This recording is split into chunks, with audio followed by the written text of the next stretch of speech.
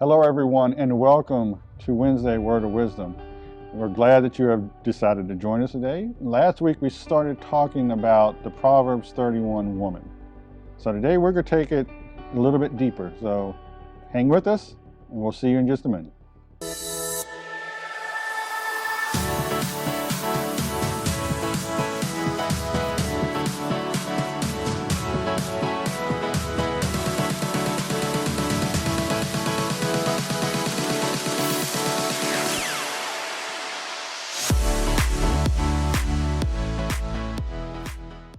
All right, welcome back, everyone. Like we said, we started talking about the Proverbs 31 woman.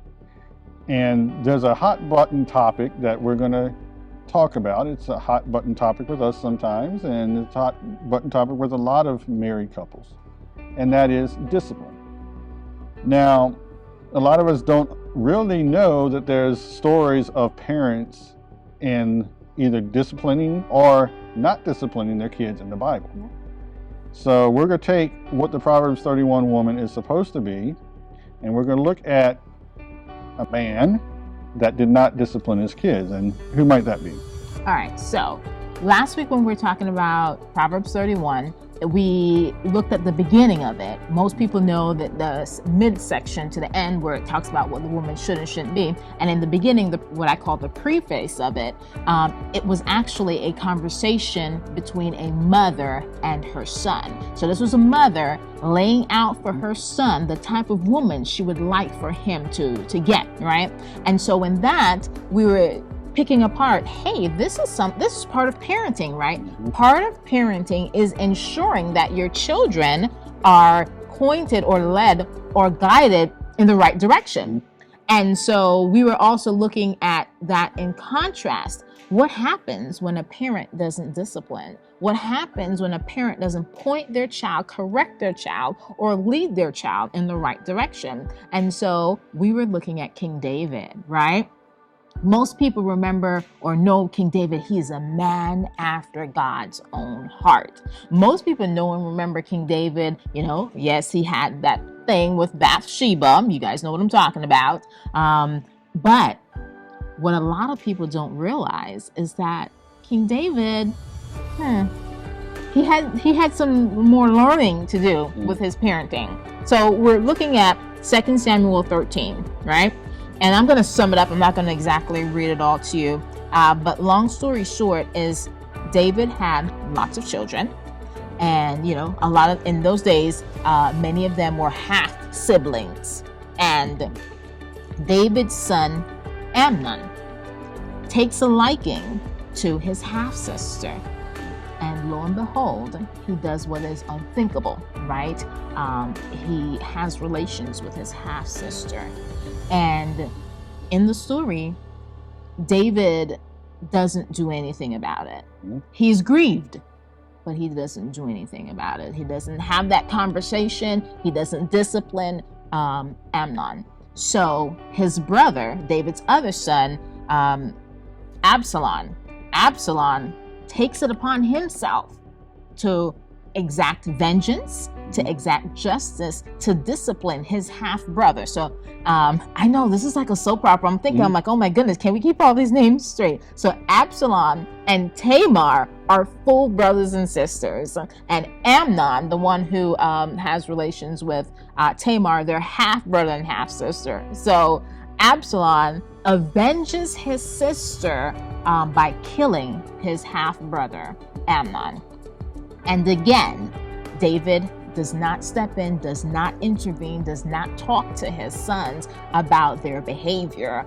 So now he's grieving the loss of now Amnon, who was killed by Absalom. And it spirals from there. Then Absalom turns around and dethrones him.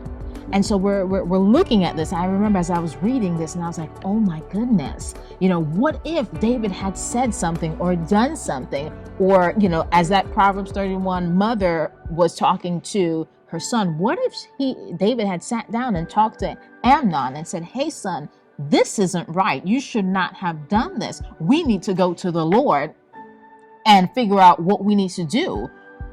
Would Absalom have killed him? or even if there's no mention of what David was like as a father. So we have no idea. We know he had many wives. We know he had many children, but we have no idea. And so that really got me thinking, how are we as parents? David is called a man after God's own heart, but are we making sure that the other areas of our lives are coming in alignment with that? Are we the parent that God has called us to be? Yeah, and discipline, we all have our own theories. We all have our own methodologies in our mind. We were all raised a certain way. We all think we could have done it better. Could we? We don't know. We were just kids. We were accepting whatever happened to us. But there is a scripture that says, he who withholds the rod spoils the child. So if you're not disciplining that child, you are spoiling him to a point that when he gets to be older, stuff like this will happen. So what are we doing? It doesn't have to be physical. It doesn't have to be any of that. Sometimes maybe.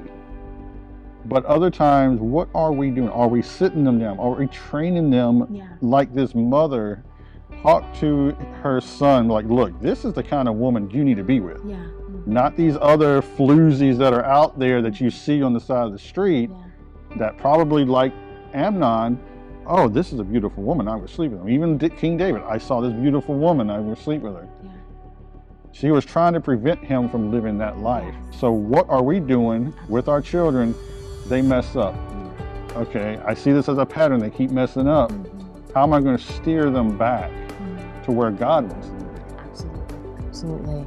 So our prayer for you as parents is that you would dive in deep, connect with the Lord, and say, how can I discipline through discipleship? That was a devotional David and I read that talked about discipline through discipleship, because the whole point is for your children to learn and grow and become better with their walk with the Lord. So until next time, God bless you. Goodbye.